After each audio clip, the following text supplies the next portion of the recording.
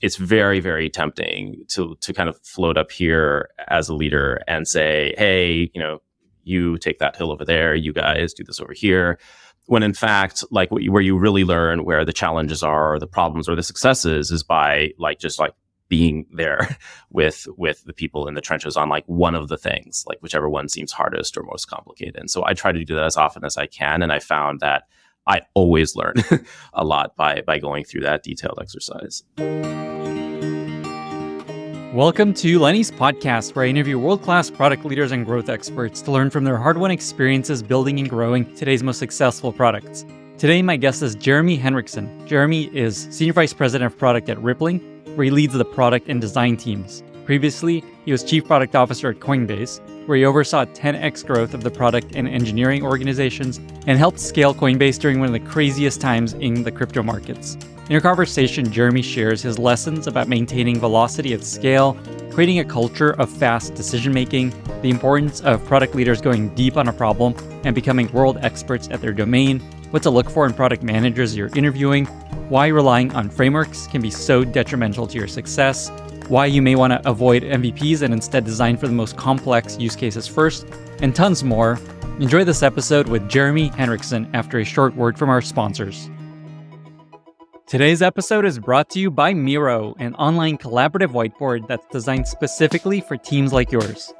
The best way to see what Miro is all about and how it can help your team collaborate better is not to listen to me talk about it, but to go check it out for yourself. Go to miro.com/Lenny. With the help of the Miro team, I created a super cool Miro board with two of my own favorite templates, my one-pager template and my managing up template, that you can plug and play and start using immediately with your team. I've also embedded a handful of my favorite templates that other people have published in the Miroverse. When you get to the board, you can also leave suggestions for the podcast, answer a question that I have for you, and generally just play around to get a sense of how it all works. Miro is a killer tool for brainstorming with your team, laying out your strategy, sharing user research findings, capturing ideas, giving feedback on wireframes, and generally just collaborating with your colleagues. I actually used Miro to collaborate with the Miro team on creating my own board, and it was super fun and super easy. Go check it out at miro.com/Lenny. That's miro.com/Lenny. This episode is brought to you by Mixpanel. Get deep insights into what your users are doing at every stage of the funnel at a fair price that scales as you grow. Mixpanel gives you quick answers about your users from awareness to acquisition through retention. And by capturing website activity, ad data, and multi-touch attribution right in Mixpanel, you can improve every aspect of the full user funnel. Powered by first-party behavioral data instead of third-party cookies, Mixpanel is built to be more powerful and easier to use than Google Analytics. Explore plans for teams of every size and see what Mixpanel can do for you at mixpanel.com/friends/Lenny. And while you're at it, they're also hiring. So check it out at mixpanel.com/friends/Lenny. Jeremy, welcome to the podcast. Thank you so much for having me. I'm excited to be here. So I've heard nothing but amazing things about you, and I'm excited to learn from what you've learned from your experience at Rippling, at Coinbase, and all of the products and teams that you've built. And so thank you again for being here. Yeah, super happy to be here. So I want to start with your time at Coinbase, where you're Chief Product Officer, and you're Chief Product Officer during maybe the craziest time in the crypto markets. It was, I think, 2016, 2018, when I was looking at the Bitcoin prices, and it was it went from $1,000 to $20,000, I think, in a matter of months. So yeah. I'm curious, what was that experience like? And in particular, what was like leading a product team through that experience? The strongest memories for me are during 2017, where crypto, which had kind of been at its nadir in early 2016 and kind of slowly started climbing out, just kind of took off and became a real thing in the public consciousness. And Coinbase, which at the time had, an exchange just on-ramp and off-ramp from fiat to crypto and back, experienced over the course of 2017, 40x growth in usage. That's like a dream come true for a lot of people. It was both a dream and a nightmare. Mm-hmm. And I was incredibly lucky to be working on it with a team of people that I could really trust and could stand shoulder to shoulder with in the trenches. And it was a lot of learning about how you can rapidly scale systems, over time. And, people like to trade crypto on Saturday mornings. And so a lot of Saturday mornings, there's like some new thing would break on the edges of the system. And we need to kind of get in there and work on it. And so it was just a lot of really incredible lessons about who you choose to work with and focus and making sure you have the right people in the room at the right time. Okay, so let's actually unpack a couple of those. So focus is really interesting and something people always talk about, but hard to actually do.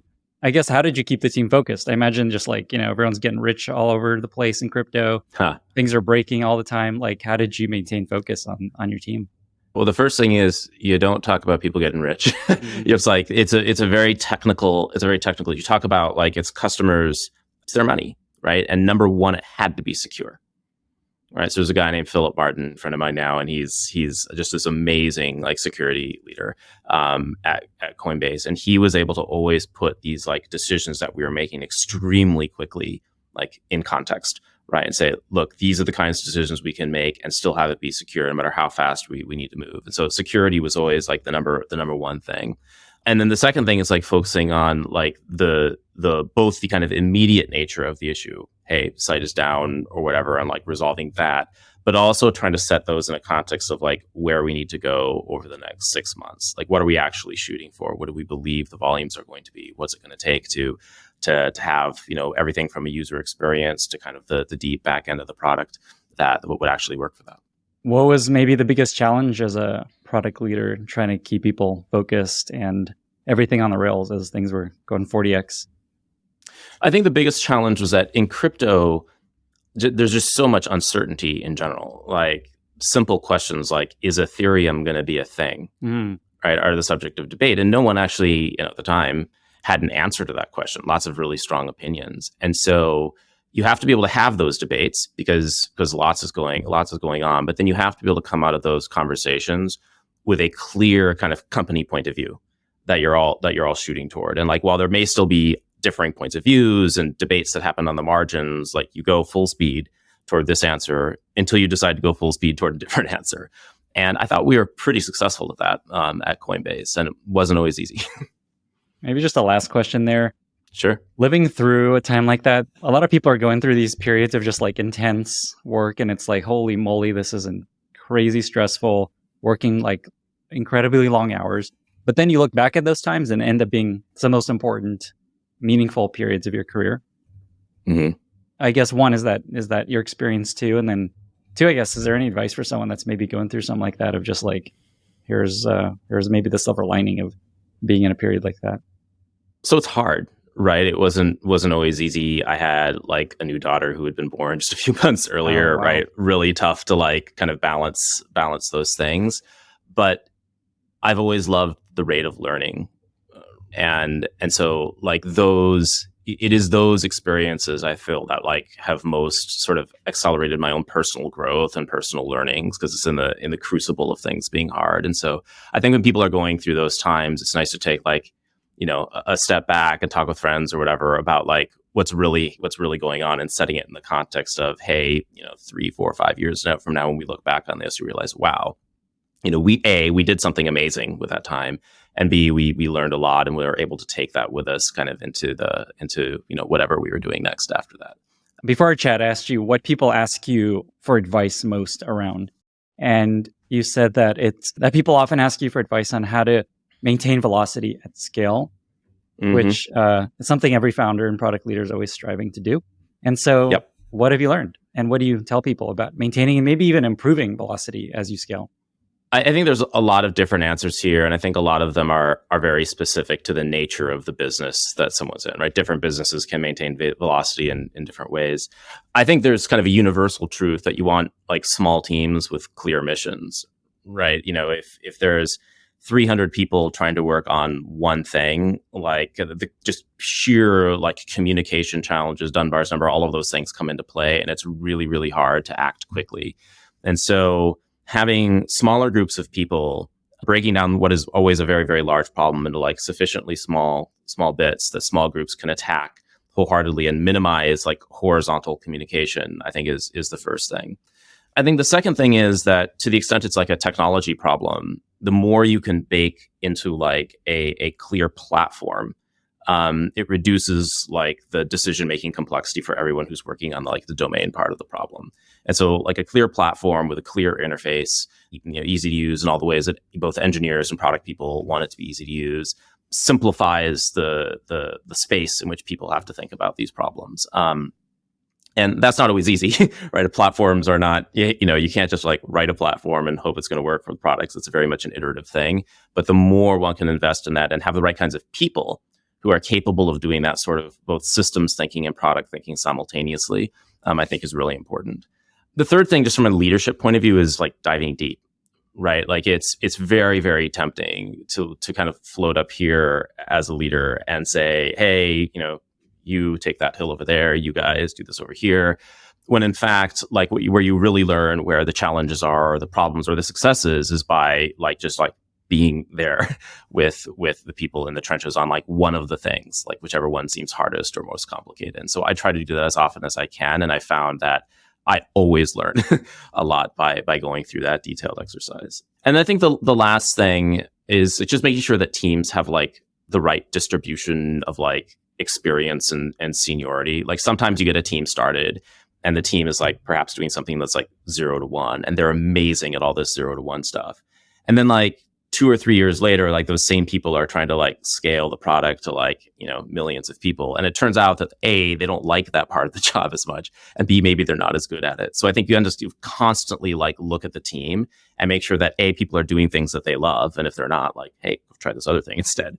Right. And B, like recalibrate the team and make sure like the right kind of skill sets are there. And I found if you kind of do all of those things and then have product leadership where we're saying, this is what we need to do, right? And very, very clear and precise on what needs to be done, then you can usually actually even accelerate over time because you bake more into this platform. It allows your engineers to do more with less. And that's always pretty amazing.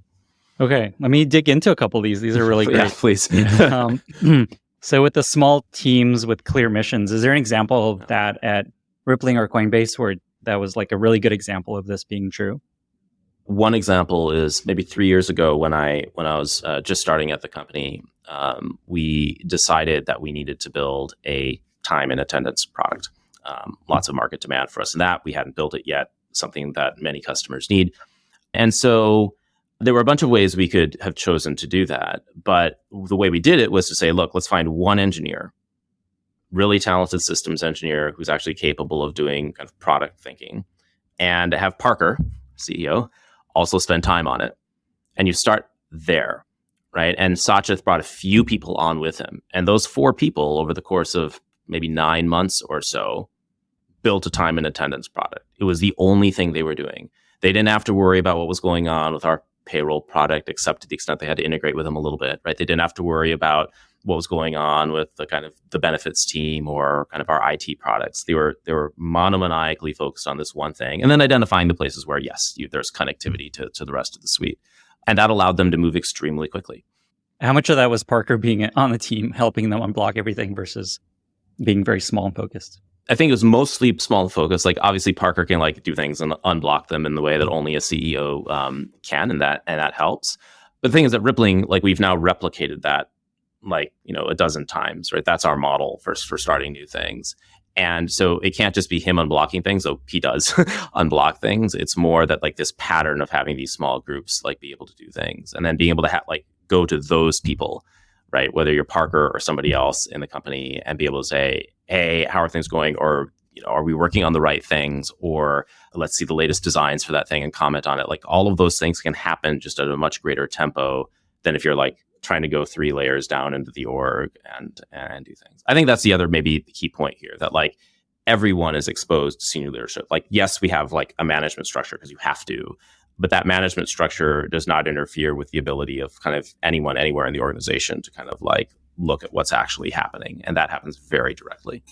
So let's talk about that model you just described. So what is that model? So this is how you approach new products. And I know within Rippling, there's many, many products and features. We're going to talk about this. And you're saying that you have kind of an approach to adding a new business unit, essentially, or a new product feature. Yeah. What is that model, roughly? Yeah, so the model's quite simple. In the vast majority of cases, we realize we need to build something. And we have, the one-page view of what that is. And usually we're lucky enough that the things we're building sort of exist in some form in the industry today. Not in the differentiated way that we can build it, but like time and attendance is an example. Like that's a well-known thing in the industry. There's whole companies that do only that, right? So we start there. We find a single engineer who is extremely entrepreneurial, understands what it means to operate at tempo, understands what it means to like make decisions with low information, understands how to work very, very quickly with like a design partner. So we have a design partner.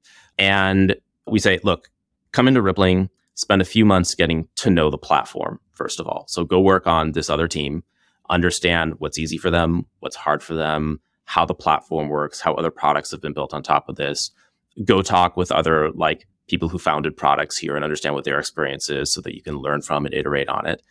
Get an opinion about your product, and then start building it. And during this intervening time, they're also recruiting, right? A team of usually 2, 3, 4 other engineers who kind of have that same 0 to 1 mentality, and they start building. And usually over the course of like 6 to 9 months, we can get a product from, a blank sheet of paper to something that is launched, or at least that we're using sort of internally when we dog food our stuff really heavily. And then it grows from there. And then sometimes when you launch one of these products, get close to launch, you realize, hey, actually a team of 5 or 6 people can like kind of handle this product ad nauseum. Sometimes you have to bump it up. It's like, okay, this thing's about to go to production. There's all these other things to do. The team needs to go from 4 to 15 or something like that. It really depends on the product. But that's the general life cycle. And then you keep growing and scaling it. That is fascinating. So just so I understand, you find a founder type to kind of take the lead on a new idea. And do you recruit them internally, or you sometimes find them externally just to focus on this new product? Interesting. Both. Okay. And then you find a design partner for them to work with to figure out what exactly needs to be built. And is it the idea pick one design partner, or you try to encourage a few? Usually it's one. Like, so there's a designer, right? So we have, a design. Oh, design partner, meaning a designer, not a company that is like their partner in design. Oh, no. Like literally somebody who knows Rippling's products, knows like our component library, knows all of that stuff, and is skilled in like doing, UX and, interaction and visual design. Got it. Okay. Designer. Okay, good. Cool. And then they basically, with maybe a couple engineers, that's the team that initiates a new product line and then launches it. And then as it scales, it maybe grows the team, maybe not. Yep, that's right. And like, it's pretty ad hoc, but every couple of weeks or something like that, they're meeting with like me or with Parker, or, whichever one of us is like the DRI on it, and like giving feedback on the designs, kind of having a critical eye for like, oh man, if I were using this as a admin, a small company, or an admin at a large company, how would I feel about this? Would this interface work for me? And so we're pressure testing it like kind of throughout that cycle and trying to get the balance of like, speed and comprehensiveness, right? This reminds me, you're also, I hear, not a big fan of MVPs, that you like building products to a further point. Is that true? And then if so, how do you think about the initial version of a product? First of all, I don't want to knock on MVPs. I think MVPs like have their place. They're extremely useful, particularly if you're, literally at a 0 to 1 company that's never done anything before and you don't have like clear market validation. I think in our case specifically for Rippling, a minimum viable product would do a disservice like to both our customers and to like the very team that was building it. And the reason I believe that is that when you design a minimum viable product, you're optimizing for speed. And in that set of optimizations, you are minimizing the deeper product thinking about what can like fully differentiate our product based on not only existing kind of capabilities within our products and platform, but based on what it ought to do in the future. And so it sort of limits product creativity, but worse, it leads to building the wrong thing technically, right? So if you're only thinking through the simple cases and you're an engineer and no one's pushing you on saying, wait, what about that, healthcare hospital administration case where like, it's mission critical in life, then you're going to make a different set of architectural assumptions. And then you're going to build on those, and you're going to build on those for 6 months, 9 months, a year, and you'll have dozens or hundreds of assumptions built on top of those. And it's extremely difficult to unwind those decisions once you've built them into the product. And therefore, we believe very deeply, it's like, sure, understand those simple cases, right? Understand if you're a 2-person company, you don't need all of these other things. And what is a product going to look like for you to approach it? But also understand what it would mean to have 10,000 people globally around the world with this like ridiculously hard use case. What's the model that would support that? Right? And let's make sure that as we're doing the technical and product design for this thing, that it accommodates that view, even if we're not going to support it in the first version, right? Even if we make like the product decision to say like, look, we actually don't need to handle that case right now. You still build the product in a way that's not going to prevent you from getting there in the future. And does that take a little more time? Sure. Yeah. But does it save you time in the long run? Absolutely. Right. And so that's our approach. Is there an example that comes to mind of a product you built at Rippling or Coinbase of just like, it could have been this really simple MVP and then ended up being like, no, we did the right thing by building it further along the spectrum? Yeah. So I think a great example of this at Rippling is our global payroll product, right? We could have said, hey, look, we just need to support this one country, right? We need to support the UK, let's say. So we're going to copy all of our US stuff, like just replicate it and like change all the things to be UK like. That would have been the fastest thing to do to dramatically oversimplify, right? But that's not what we did. What we did is we said, look, we need to launch with 6 countries. And these are 6 super different countries that we want to like look at. And they're going to have different requirements from like an HRIS standpoint, from an employer of record standpoint, from how you pay global contractors, from how payroll works.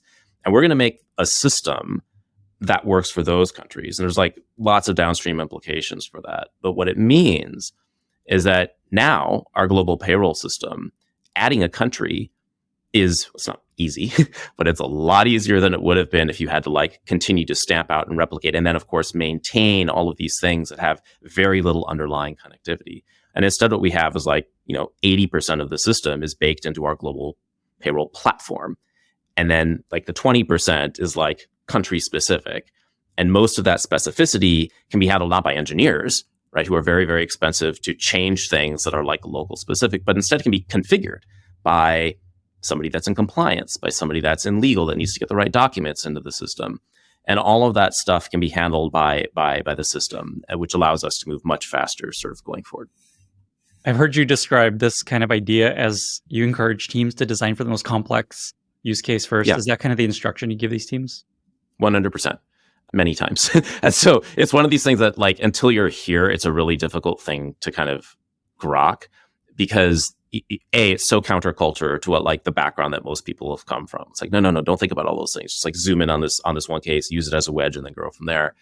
And this is one of the reasons that we have people, especially new people in these kind of founding roles, come in and spend a few months just like absorbing the culture to like really learn these lessons. And it's one reason that we're extremely high touch with kind of new products in their infancy to make sure that we just don't fall into that trap, right? Especially because like simultaneously with doing this, we're like, hey, but we need to ship this as fast as possible, right? And so you want to get the balance of those two things, right? So when I think about Rippling, I think of you got kind of the culture is to do things the hard way and the right way.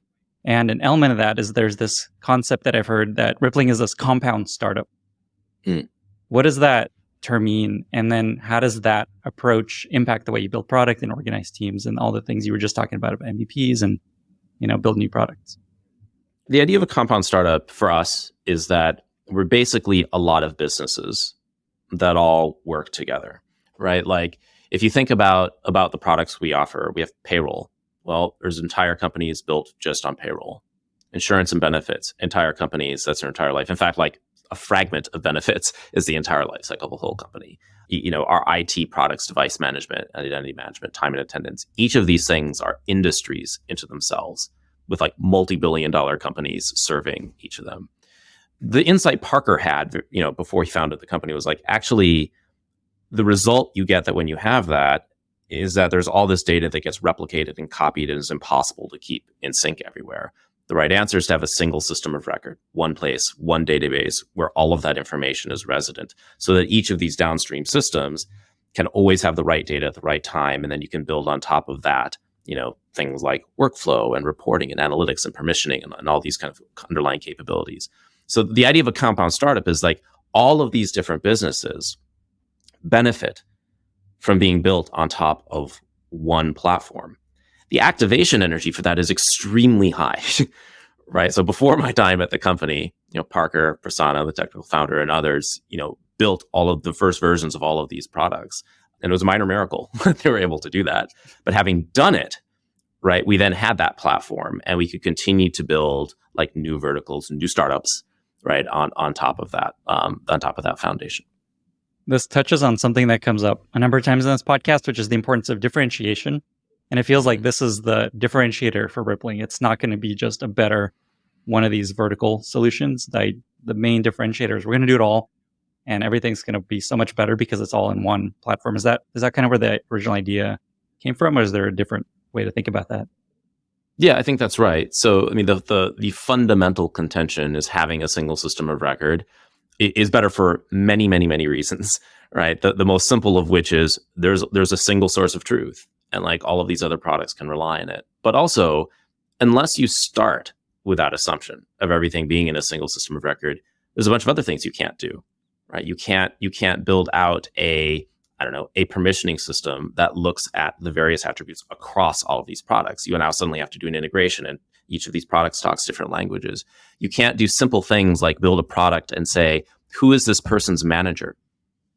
Most products, you can't do that. Most products, you find some system of truth, export everybody's name and email address in a spreadsheet, have another email address or another name, maybe an employee ID of like who that person reports to, and upload that to another system, which, by the way, is immediately out of date because organizational structures change all the time. Whereas with Rippling, it's always correct, right? We are the system of record. So all of our products, they're like, hey, who's that person's manager? And the system immediately knows, right? And that's a very, very simple example of something that you can only do if you start with like solving, to come back to our earlier point, like solve the most complex use case first, right? Solve the fact that this data all needs to be in the same place.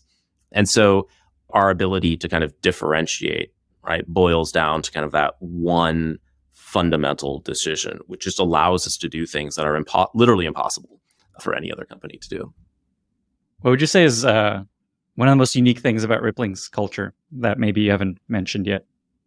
I would say it's fundamental speed of execution, right? I think in speed of decision making, it's the thing that is probably the hardest to explain to people before they're here. Like it's hard to understand until you experience it. Like, let's not schedule a meeting for next week or tomorrow or later today. We're in the middle of a meeting. We need to make a decision. Let's either make the decision, or if we can't, let's like Slack call in the person that we need in order to make that decision. And we'll be done with the decision today. And like, sure, there are irreversible decisions you can't make that way, right? But for the most part, we really value like the tempo of decision making and the speed of response. And no company I've been at any scale, 5 people, 5,000 people, has ever operated at the tempo this one does. And I think that our ability to continue to operate at that tempo, which is partly due to the fact that we are a compound startup and have these small independently operating teams and all the rest of that, is a really differentiating thing about the culture of the company. I'm reading Kevin Kelly's new book, or I don't know if you've seen his new book. It's all these like little tidbits of advice. And one of his pieces of advice is that usually the best time to do something is right now. Yes. And that feels like that resonates with the way you all think. I'm curious just how you create that culture and ability to make decisions fast. Is it purely top-down founder, this is how they behave? Or is there something else that you found is effective to create this culture of moving fast, making decisions really quickly? Obviously, a huge piece of this is like Parker himself, right? It's an attribute of his personality. He likes making decisions quickly. And it's also a deliberate strategic decision on his part to like have a company that makes decisions quickly. And so he models this constantly, right?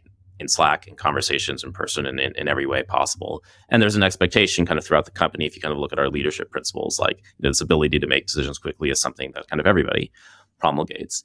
But also, I think there's a number of things we've done to sort of like bake it in, right? Like in the way that we, even do like say quarterly planning, and the fact that like there's this timeline for decision making that doesn't leave like, a lot of room, in the way that we expect people to know their domains, especially in product, right? In product, you don't own like a little feature, you own like your product, and you're expected to be the world's foremost expert in it. And if you are, what that means is like, instead of having to come back to people 3 days later with an answer just off the top of your head, you can be like, yes, this is what I think I should do about that. Or, give me 30 minutes to look something up and like I can tell you what we need to do about that. And so all of those things in combination just yield an environment in which these decisions happen very quickly. You talked about quarterly planning, and you're saying that there's like, here's the timelines. We need to make decisions on these dates. And there's a culture of just, we stay firm to that. And if you don't, then we're going to move on. That's right. And it's shocking to people when we actually move on, right? that haven't been here yet. It's like, no, that date passed. you don't get to like retroactively like make everybody react to the fact that you didn't operate quickly enough. Right. And it's not a hostile thing, right? It's just people just have to get used to it. It's a deep cultural principle. And the fact that everyone stands behind it just means it's like gets reinforced on sort of out of its own gravity. Do you have values, like internal values that you've kind of outlined that are a part of this, or is that not something that you find super valuable?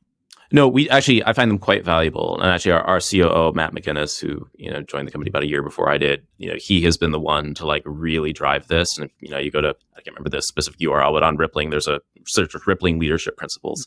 There they are. And they are really true to the culture of the company. The way we came up with them was to us, a couple of years ago, to introspect into what actually made people successful at the company. Like, who's successful? Why are they successful? Why do they enjoy being here? Or alternatively, the opposite, right? Like, why have people not worked out? Why do some people like not enjoy it here? And like, those are the things that are differentiating. And those are the things that we wrote down. Are you hiring? Or on the flip side, are you looking for a new opportunity? Well, either way, check out lennysjobs.com/talent. If you're a hiring manager, you can sign up and get access to hundreds of hand-curated people who are open to new opportunities. Thousands of people apply to join this collective, and I personally review and accept just about 10% of them. You won't find a better place to hire product managers and growth leaders. Join almost 100 other companies who are actively hiring through this collective. And if you're looking around for a new opportunity, actively or passively, join the collective. It's free, you can be anonymous, and you can even hide yourself from specific companies. You can also leave anytime, and you'll only hear from companies that you want to hear from. Check out lennysjobs.com/talent. For someone listening that's like, we need to move faster, and everyone always feels this. We need to move faster, we make decisions faster. What piece of advice would you give someone for helping them do this at their company? I think it's really context dependent, but I think it starts with whoever is in the role of like making the top level product decisions, right? Of them being, one, extremely clear about what those priorities are, and more importantly, extremely clear about what all the priorities aren't, right? Like, there are so many things that like could be important, or people can make the case for being important or whatever, that like are fundamentally distracting from like the core mission of getting something done. But secondly, for that person to go all the way to ground on it, right? We have one of the leadership principles is go and see, right? So to look at the thing and then like walk all the way to ground and like talk with the engineer who's like writing the code on the thing, because inevitably this top level communication is insufficient to get to like the detail of like what matters and doesn't matter. And you don't have to do that everywhere, but if you do it in enough places, what it does is it creates a clear expectation of that kind of clarity sort of across the board, and like forces everyone to sort of like up their game a little bit, and just helps people understand what the expectation is, right? And I think in the absence of those sort of clear expectations, it's difficult for people to like perform at their best, right? And so we try to do that pretty frequently.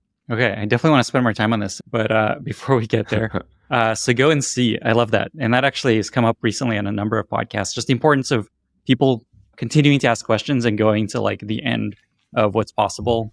Recent story was IO talking about building the cash card and going to like the warehouse and watching the printings of the cards and things like that. Yeah. I guess, first of all, do you have a sense of where that came from and why that ended up being so important to you all? And then two is just, is there an example of you doing that or someone you've seen do that and that leading to something really important? In the early days of our kind of global efforts, right, when we were first trying to figure out like what global payroll was, it was really tempting to say like, oh, well, we're going to go into the UK and that's going to be like relatively similar to what we're doing in the US. But our kind of head of payroll went in and said like, actually, here are the ways in which like we knew it was going to be different, but here are the ways in which we didn't anticipate that it was going to be different, which made us realize that we had to completely alter our approach, right, for how we think about learning about each of these countries and going into them and having like a fulsome experience. And that then backs into things like, well, every country does tax filings. Every country does them slightly differently. But how are we going to build a tax filing system that's going to allow us to like satisfy the needs of every country in which we're going to run payroll, right? And it was only through that like very early on, like deep look at how one country was actually operating and then doing the same thing with the next country that like we were able to set in motion all of those things, right? It's not like we knew all the answers at that point, but it allowed us at a much earlier stage to put in motion a bunch of stuff that we need to do that then got subsequently much more clarified and much more precise over time. And so the leader of that team basically just went and studied the tax laws of each country. That's right. Like went all the way to ground. It's like, okay, like let's go and open up the big old, like, I mean, it's like online these days with the big old tax book and look like, it's like, or when you're in the United States, it's like you have to go look at Ohio or Pennsylvania, which have all these like little, like local, like city or county based taxes. And it's incredibly instructive to look at just a few of those and think like, wow, how do I think about like configuring these change like unannounced, right? Like some city administrator, or the city legislature, whatever they call them, right? They decide to change the tax rate. Well, how are we going to know about that? How are we going to change it? How are we going to change it so it's effective at the right time? And you don't think about those things until you've gone all the way to ground and looked at how these things are actually worked, how they're communicated, and how they're thought through. And I think the same thing is true of every aspect of every product, in different ways, right? It might be a technical thing. It might be a design thing. It might be a compliance or regulatory or governmental thing, but whatever it is, that detail always exists. And unless you're getting down there and seeing it and understanding it firsthand, you don't really understand what your product needs to do. And I think an important element of this that's between the lines maybe is don't delegate this to someone. Like you may have a tax expert on the team, and I imagine many leaders would be like, go figure this out and tell me. And I think what you're saying is you go do that and learn, become the world expert. That's right. At it. That's right. You go do it, you go learn, and then we can make the case for hiring the tax expert, right? Which we do have, by the way, now, right? Like that's an incredibly important part of our success is having that specialist, but not before somebody with a product mindset. Like the tax specialist is amazing at tax, right? That's what they love and that's what they do. But that doesn't make them necessarily a great product thinker, right? So the person with the product thing has to get into those same weeds first to really understand it. Do you give any guidance on just like how much time to spend on all that stuff versus like, the regular day-to-day of say a product leader on a team? It takes a lot of time to become a world expert on the tax systems of many countries. Or is it just like there's nothing more important than that? That is like your job, and what are you doing not doing that? How do you think about it? I think it's an equally, if a job is 80 hours a week, it's like 40 of your hours. Like I think that you can't really understand a product unless you've gone there, right? And yes, it takes time. And you're right, you can't just ignore like the other half of the job of communicating with the engineering team and like writing documents or whatever. But like, what's the point of writing a document if you don't know what you're talking about? Right. And so we very deeply value that. And it's one of the reasons that we keep, at least at Rippling, our product organization really thin, right? We expect like a single leader, right, to be able to know like the full scope of the product. In fact, great product leaders can in fact do that because they like have this native curiosity and interest and like ability to absorb a lot of stuff. And it's a lot of fun because now like I have a group of people around me who like are all like really good at what they do and really understand what they do. And that's kind of just an amazing place to be. I'm looking at this list and I just want to keep asking questions about it. One of the principles that I love is, it reminds me of Amazon has the same principle, I believe, which is leaders are right a lot. Yeah. Why do you find that to be important? I know you weren't necessarily designing all these principles, but I imagine that something that you guys follow often and comes up a lot. I mean, this is one of my favorite ones because I think particularly for a product org, right? Because product leaders have to be right most of the time because their decisions reflect across the entire org and their decisions fundamentally spend time, right? And they spend energy. And if they make good ones, the company does really well. And if they make bad ones, the company doesn't. And one of the things I really value in product leaders are people who can go into like an ambiguous information with ambiguous situation with incomplete information and like a complex decision space and can like look at that and listen to everybody and read whatever they need to read and say, this is where we need to go. And like, even if everyone else is like, I don't know, that feels wrong for this reason, if they have like the confidence to like make that call, and then a year later, when you look back on it, for them to have been right, that's extremely valuable. And it's one of these things that like, it's really hard to test for, right? You can get it by like talking with people and asking, hey, was this person like usually right in retrospect? People think about it. But like in the context of like a given company, just you have to take the time and see if those decisions are largely right. And it's the one value we have. It's like, you can't really learn it, right? Either you're really, really good at making those kinds of decisions or you're not, right? It's a very peculiar skill that we really value. Awesome. Shifting a little bit, I know you all are going through this global expansion. We talked about this a little bit. Yeah.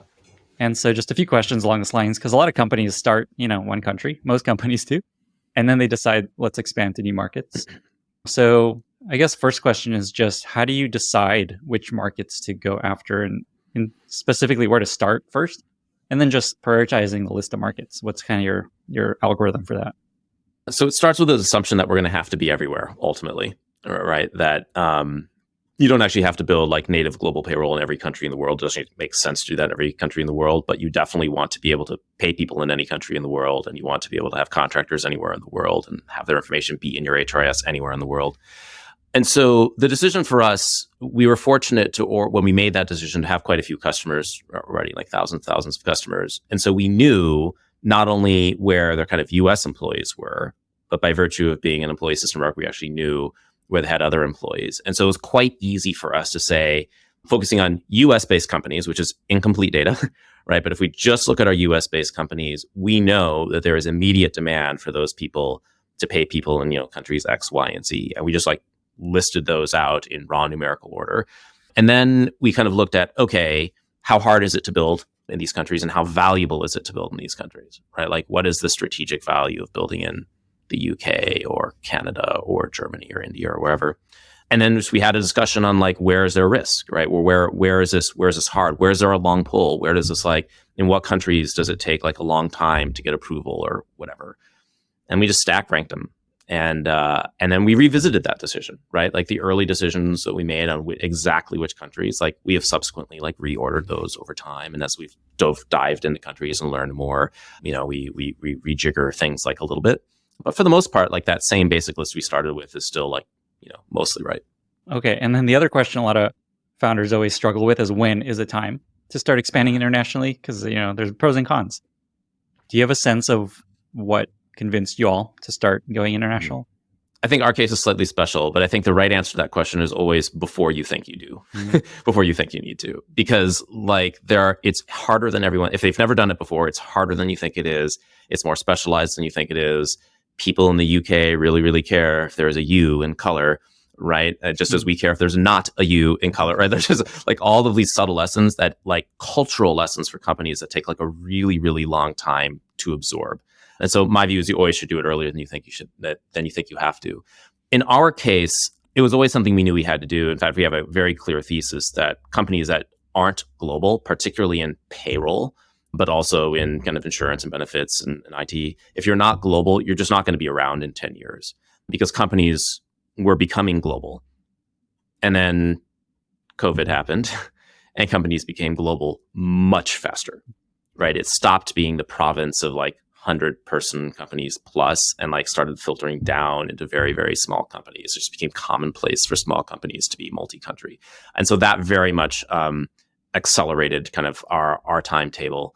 And then you saw, other people noticed that too. And you saw other companies starting to try to address parts of this problem as well. And so there's this kind of competitive dimension, which is sort of secondary in most ways because we were going to do it anyway. But like that also kind of adds a little bit of fire under the thing. What have you found to be most surprising about expanding internationally to be successful in expansion for folks that are maybe starting down this road of like, oh, shoot, we should think about that? I think the thing that was most surprising to me the first time I did this back at Guidewire in the aughts, and remains the most surprising thing to most people, every time I do this again, is that every country is unique. You can't just take your US based approach and like drop it into another country. Other countries find it insulting. It doesn't matter how much success you've had here. Everyone always believes, rightly or wrongly, that their local context is special, and you have to respect that. And it comes down to like little things like there being a U in color or not, or, if you ever see a demo delivered to somebody in another country where they see like a detail screen about a person and it includes a social security number, it's like you immediately lose credibility. It doesn't matter how good all the rest of your stuff is. And so I think that is consistently the thing that I think is most surprising to people, is the degree to which that's true, which seems obvious in retrospect, right? If you took like a German system or something and like demoed it in the United States with like poorly translated stuff, we would think it would suck too, right? And so, but it's not. It's really hard to adapt to that mindset, and so it takes just a lot of energy to kind of overcome that organizationally. Makes tons of sense. I'm going to go in a different direction now. Sure. Frameworks. So I know that you're not a huge fan of frameworks. We were chatting about this before we started recording, and so I'm curious just to hear your perspective on why you're maybe not a fan of frameworks, and then also just like how you crystallize processes and concepts for your team if you're not just like, hey, here's a framework you should use. Look, I think frameworks are very helpful. So I'm not exactly anti-framework, but I am anti-process as a substitution for deep product thinking, right? So I like to have just enough process to create a frame, right? So that the right decisions can happen and like no more. And I think there's a danger, especially as companies scale, that you end up saying, well, if only we categorize, everything correctly in Jira, like, we will be able to make like really good prioritization decisions. I'm like, sure, extremely helpful to have clear categorization and things in Jiras and have like data and analysis and to be able to do all of that stuff. But what you really need to do is decide what's important to build, right? And then like have a way to build it like really efficiently. And so I think the right answer, the right amount of process for any given team is like, or the right framework for any team is really just dependent on like their specific life cycle. So you won't see me saying like, oh, we need to use like this Scrum thing or that Kanban thing or whatever like the latest, newest thing is. It's like, don't care about any of that. What I care is about something that's going to enable this team in this context at this point in their life cycle to build the right thing as efficiently as possible. And I'm fine if those are different for different teams. And the only place I care about unification is one, on the quarterly planning process, and two, like, everything does need, in fact, to be in Jira, because otherwise you can't rationalize about what's actually getting done and not. Is there a process or framework that you find is like counterproductive, that you're just like, stay away from this thing? We've had a lot of trouble with it. Or generally it's like, let's just rethink everything ourselves. No, I don't find one to be I haven't consistently found one to be particularly problematic. So I think any framework sort of has its place, right place, right time. I think there's danger any one time that somebody like dogmatically says, I think we should use process X, because that's almost never the right answer in my experience. I think there are places where that can differ. Like, you start a company like on the basis of process X, and like everyone's bought into that process and everyone understands it. I think that can be really, really great. And on the engineering side, I think this is hugely valuable. It's like test-driven development. First line of code is going to be a test, not the actual thing. Like, fantastic, very supportive of all that. But I think it's kind of different in the product world. If you had to compare the way Coinbase builds product process-wise, or just product development process-wise, to Rippling, what would you say are the bigger differences? I think the differences are largely born of like the different domains, right? So crypto, as we talked about earlier, really hard to predict what's going on. There's all these questions about what's the future of crypto, what's going to matter, like what do we even need to build, what's going to survive. And so the process we had at Coinbase around like having those debates and like getting to a decision and disagreeing and committing, and then from an execution point of view, being able to move fast, like that was the trick, right, at Coinbase. Here, we know the things that we need to build like at a high level. And the trick is, how do we really differentiate it on the basis of like these amazing platform capabilities we have, or how do we have to evolve those platform capabilities in order to continue to build something that's just continuously better than everything that's out there. And that like yields a different decision-making process. So for me, it's like the mental model is actually of how I approach those things are the same, but they just like yield different results in the actual making of the software. What is that actual difference you find like day to day? Is it like timeline differences? Is it how quickly, I don't know, the way you structure, how far out you plan? What do you find is like the concrete difference as a result?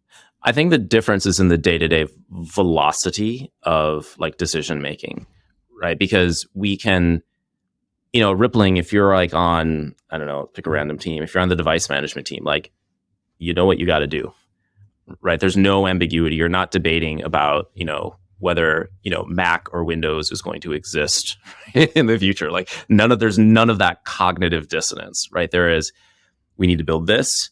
It's hard to figure out how we need to build this, right? Because there's all these different things that we could leverage, but we need to basically get this done. And so the kind of total velocity, I would say, is higher here, which does not say people work harder or less hard at Coinbase. Like Coinbase was like an amazingly fast like environment, but it was also subject to the fact that like you just don't know what the crypto markets are going to do, and you have to be incredibly reactive to that. And so I think maybe that's the one thing, like the reactivity to like the environment and the crypto environment, what's going on, and the uncertainty of the regulatory environment, all that stuff. We got really, really, really good at handling those things really rapidly, which is something that we need to handle somewhat less here at Rippling. Sounds quite stressful at Coinbase. Yeah, I mean, it was fun. Like yes, it was stressful. I mean, every job I've ever had has been stressful, but in its own unique way. But all of that stress, I think, is in the shape of a problem that's in the context of a problem that's really interesting. I mean, that's why I stayed at these places, right? And so, but yeah, it's stressful. And looking back, what a joy. Yeah.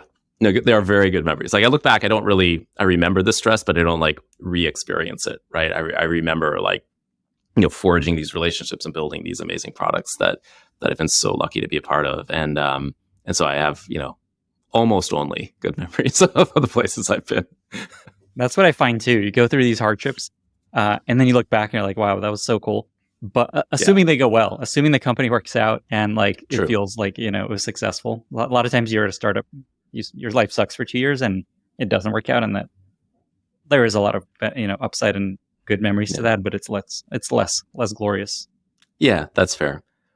Though, I mean, the first company I was really at, kind of out of school, is a company called Reactivity back in Internet 1 era. And like, we were trying to figure out, like, how does this internet thing work? How do we start companies on the basis of these new technologies? And how do we help other companies, like, build stuff and figure it out? And that company, like, fundamentally, like, didn't work out. Ultimately got kind of spun itself out and got acquired, which was great. But, like, it was this extraordinary set of people that I was so lucky to work with. And I loved all the time I spent there, and it was foundational to like everything else I ever did. And so even though that effort didn't like, pay off in the traditional set, like the value of the learnings I had there and then the people I had a chance to work with was just really exceptional. So I feel very lucky. That's a really good point, actually. And I think I should correct even what I said, that even when things don't like work out traditionally, those experiences end up being incredibly valuable in all these unexpected ways. Yeah, 100%. Yeah. Okay, so final topic. I want to talk about hiring product managers and interviewing. Yeah. So you've hired a lot of PMs over the years. I'm curious what's something you've learned about what to look for in product managers and also just in product leaders that other people may not be focused on enough? I don't know that I have any like particularly special insight here. I think there's a couple things that I do ask that maybe are more of an emphasis because it's Rippling than not. But like the first of those is, when people are kind of going through our process, there's a part where they do this case study. And an important part of the case study is that it's like actually too complex for people to like have all of the answers up front. There's just like the space of the problem is too large to do that, which means that like in the interview, there's a lot of opportunities, or in the case study, there's a lot of opportunities to just like ask ad hoc questions or to like change one assumption, and seeing how people react to that is really indicative of how deeply they understand a new problem, or how quickly or how mentally agile they are. And, and some people are extremely good at that. Like hear an assumption and they like blink a couple times. They're like, oh, well, that has like these 400 implications, right? And they just start rattling them off. And some people get like really flummoxed, right? I mean, obviously for our environment, that former is like really, really important to us. I think the other thing that really matters to me is like the insightfulness of questions that people ask, which is indicative of, number one, their like actual interest in the job, right? Like people tend to ask better questions when they're like more excited about working at a place and like done their research and are asking people about it. And also like the quality of those questions like can vary quite dramatically. And that's okay. I don't expect the quality to be the same all the time, but like sometimes people ask a question, I'm like, oh man, I would have never thought to ask that question. That's such an insightful question. And then I pause and I have to think about my answer a little bit. And so it kind of pushes me to be a little bit better. And when that happens, I know I usually have a pretty good candidate on my hands. Is there an example of someone asking a really good question like that comes to mind that you think back to and like, oh, wow, that was great? I remember about 3 years ago, I was interviewing a guy named Kyle Boston. And Kyle is now runs our platform product organization. And I can't remember the specific question he asked, but it had something to do with, wait a minute, if you have all of these products and you have this like employee system of record thing underneath it, shouldn't we be thinking about like how to create these like various pillars of kind of underlying platform technology, things like permissioning, all this stuff. And this was before we like fully formalized the concept of our like platform beyond the kind of employee system of record. And I remember thinking like, yes, we should. And, that had entered our minds before, but the fact that somebody who had like almost no context on the company, right? That's what was impressive about this question. It's like, man, you've been thinking about Rippling for like a couple weeks while you're like interviewing with a bunch of other companies or whatever. And like you've thought about it deeply enough to have this insight into the nature of the platform that we're building, like immediately like gave me a bunch of confidence in his ability to kind of think through the sorts of things we need him to think through. And I think it touches on PMs need to be business leaders, and great questions are often about the business and the future of the business and how to make it run more efficiently. And there's like a product org element to it, but I find that that's like a really underappreciated element of PM interviews, just like thinking about the bigger business, not just like the PM product. Yeah, for me, it's like two things. It's like thinking about the bigger business, right? And having the context like around, whether it's like revenue questions or strategy questions, but also like the detailed questions, right? It's like, oh, wait a minute. The implication of this thing that I'm getting asked, or of this thing, Jeremy, that you said earlier, is all of these things, right? And their ability to kind of understand that this isn't a simple business, right? It's really hard, it's really complex, and the ability to kind of to have these insights to help them think through those details is really cool. You talked about this prompt you give product managers, not to give away what you actually ask these days, but is there an example of a prompt that you've given in the past, or you think is like a good example of a type of prompt to give a product manager candidate? In terms of like a general kind of approach, I think a prompt should always like reflect the actual business that they're going to kind of come into, right? So when we do so our process overall is actually quite short. It's basically, get in contact with us somehow, eventually get, connected with a hiring manager, have a conversation with them. Then more or less you have a conversation with me, which is a product discussion. And then we have a case study, which follows that. That's the whole process, modulo Awesome. Other conversations around the edges. And the questions that matter are around like, how do people think through that product discussion, right? Which is relevant to our business. How do people think through that case study? That's number one. And the second thing is there's always a part of my interview, which is maybe sounds very simple, but it's just like, hey, what questions do you have for me? Right? We actually do that before we do the product discussion. And that's an incredibly important question because it is, again, indicative of like these things that people have thought through or not thought through, or kind of the depth of their thinking or their interest and engagement in the role. And like at that second discussion, it doesn't have to be like perfect or anything, but it is a very strong signal when people, whether they've thought through a set of questions they want to ask or just like, on the fly, like generating them, you learn a lot about how people think about product, about, what they're looking for, about, what they like doing and not doing, just through those questions. For PMs that are maybe in their early career that are listening to this, what advice would you give them to help them accelerate and advance their career most in the early part of their career? Be humble. Being a product person means that, like, by definition, you're living in a world where like no one knows the right answer yet, because if somebody did, they would have already built it.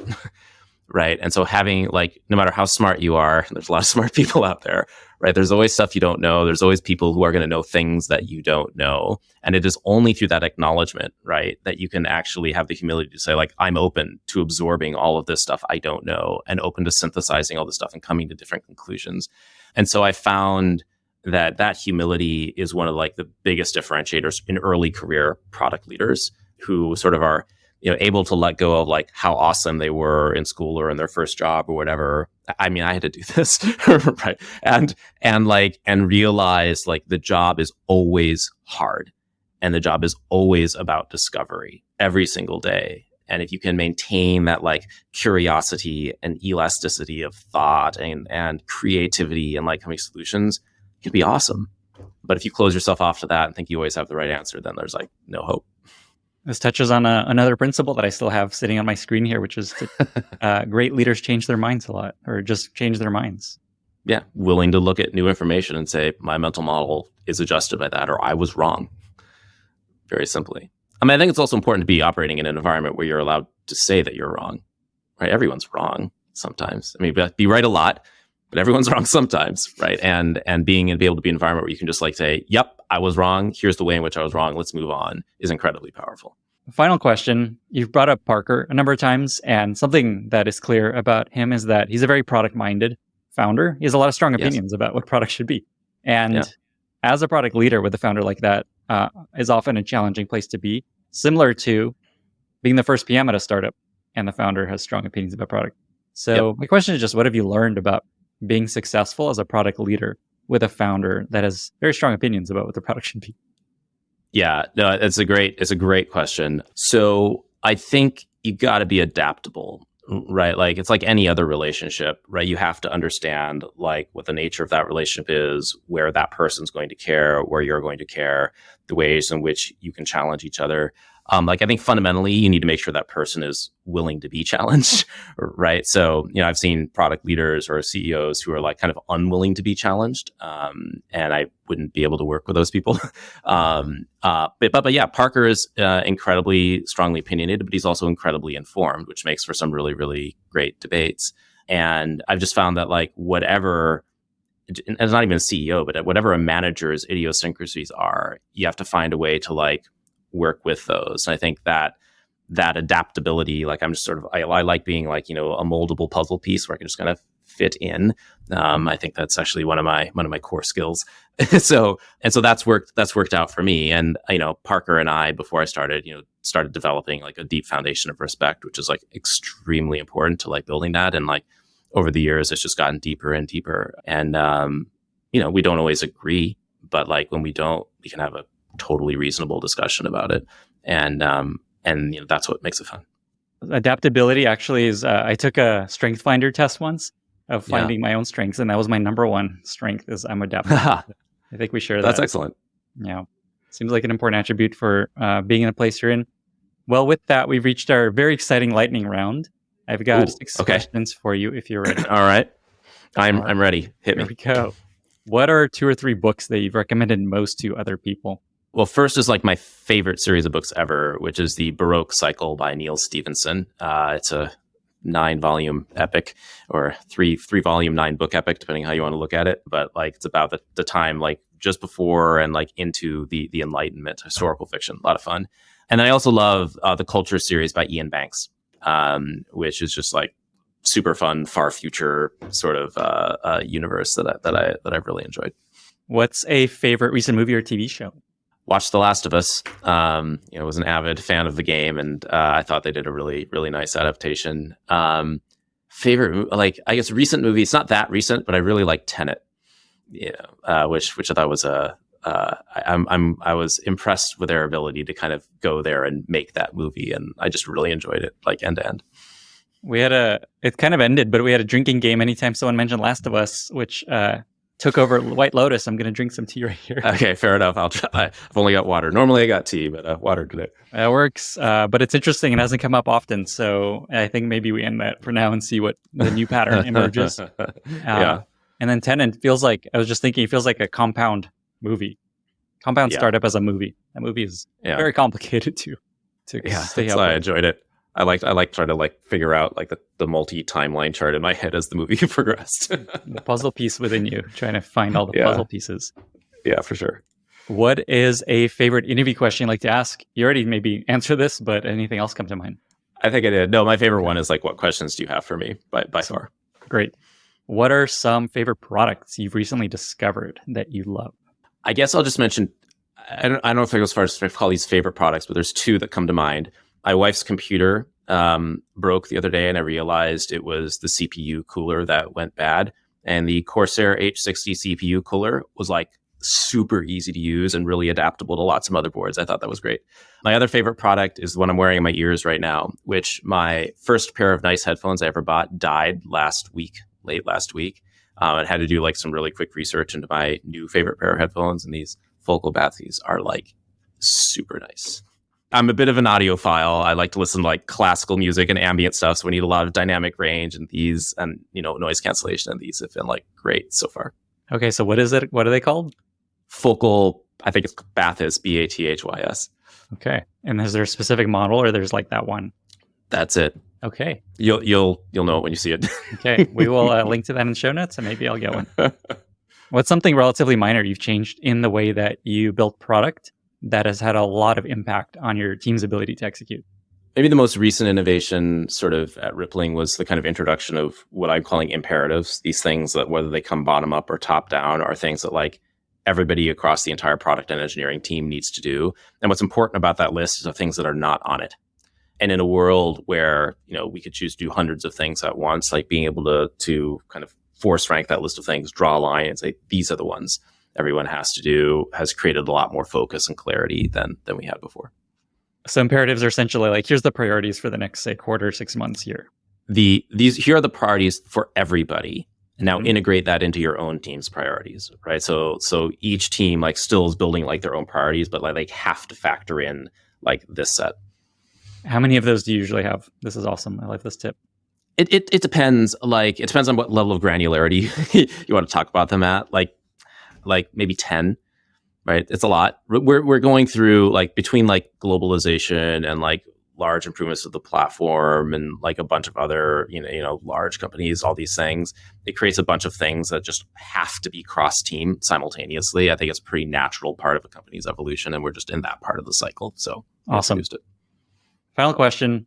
What's a question I should have asked you that I didn't ask you?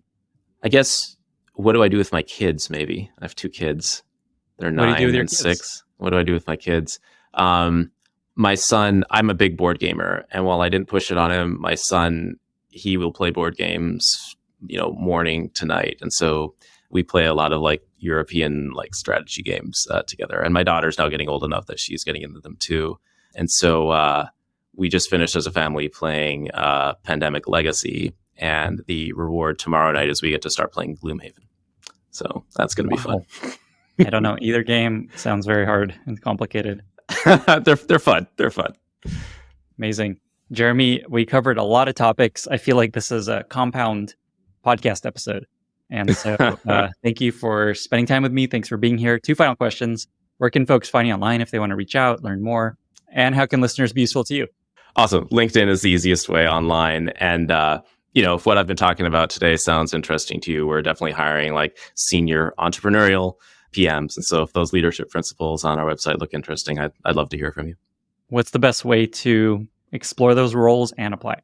The website has by far the best channel. It gets to this right recruiter who will tell me about it right away. Great. So rippling.com, and there's probably a site for careers. There's a career site on there that's pretty easy to find. We'll link to that in the show notes. Jeremy, thank you again for being here. Thanks so much for having me. This was a lot of fun. Bye, everyone. Thank you so much for listening. If you found this valuable, you can subscribe to the show on Apple Podcasts, Spotify, or your favorite podcast app. Also, please consider giving us a rating or leaving a review, as that really helps other listeners find the podcast. You can find all past episodes or learn more about the show at lennyspodcast.com. See you in the next episode.